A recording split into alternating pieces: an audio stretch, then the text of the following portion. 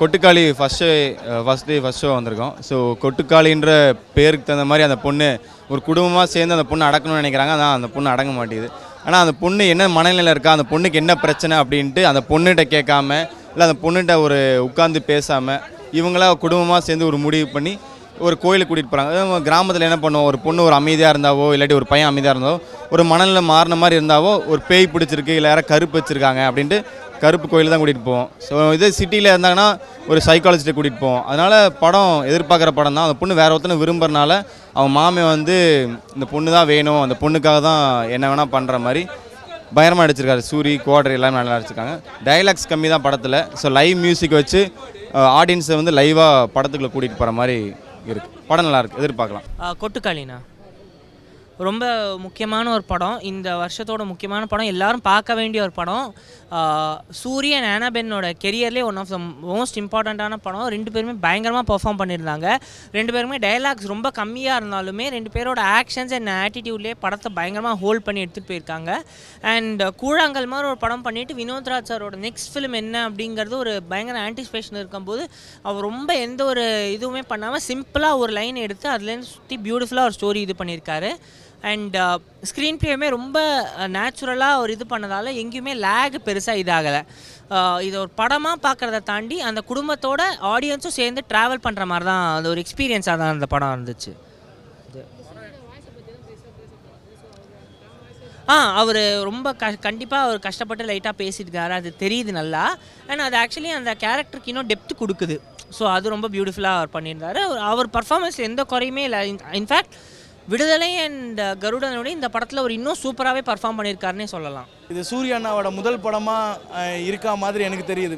அந்த அளவுக்கு புதுமுகமாக இருக்குது. அந்த பெரிய பிரபலம், அவர் இதுக்கு முன்னாடி பெரிய பெரிய அவார்டு வாங்கினது அதெல்லாம் எனக்கு கண்ணுக்கு தெரியல.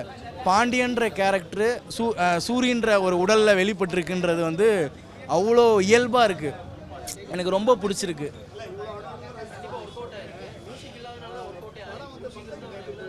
ப்ரோ, எனக்கு ஏன் இவ்வளோ எக்ஸைட் ஆகி நான் சொல்கிறேன்னா அதுக்கு பெரிய ரீசன் என்னென்னா, நான் அந்த படத்துக்குரிய ட்ராவல் பண்ணுற மாதிரியான உணர்வு கிடச்சிது. அந்த ட்ராவல் தான் வந்து என்னை அதிகமாக பேச வைக்குது. நானும் அதே ஷேராட்ட சத்தத்தில். இன்னொன்று, இந்த படத்தில் மியூசிக் இல்லைன்னு இருக்குல்ல, மியூசிக் இல்லாத குறையே தெரியாது.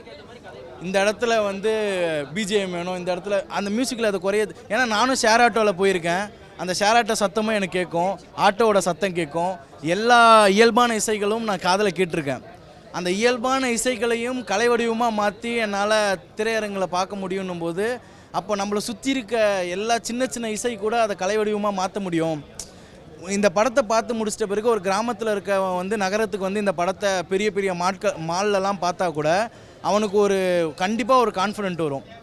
நம்ம ஊர் கதைகளையும் இந்த மாதிரி நம்மளால் இந்த மாதிரி மொழியை கையாண்டு நம்ம ஊர் கதைகளை பேச முடியுன்ற ஒரே ஒரு கேமராவும் கதையும் இருந்தால் போதும்.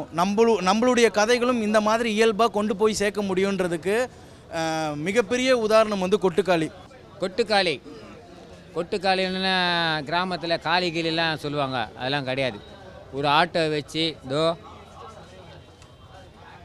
வரங்க இதை வச்சு கதையை முடிச்சுக்கிறாப்புல. எனக்கு ஆச்சரியமாக இருக்குது.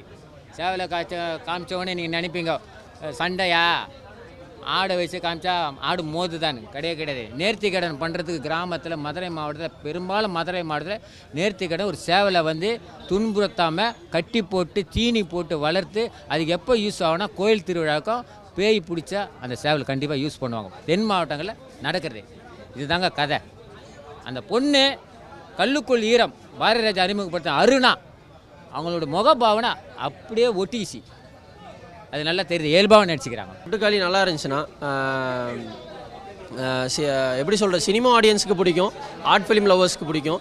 பட் ஆனால் கமர்ஷியல் லவ்வர்ஸ், ஜென்ரல் ஆடியன்ஸ்க்கு கொஞ்சம் பிடிக்கிறது கஷ்டம் தான். ஏன்னா வந்து இவங்க வந்து ஓவர் எக்ஸ்பெக்டேஷன்ஸ் கொடுத்துட்டாங்க, ஆஹா ஓகோன்னு. பட் ஆனால் இப்போ நான் சொல்கிறேன் ஒரு டிஸ்க்ளைமரு, உங்களுக்கு ஸ்லோவாக போகிற படம் பிடிக்குன்னா கண்டிப்பாக கொட்டுக்காளி வந்து பாருங்கள். உங்களுக்கு ரொம்பவே நல்ல படம்.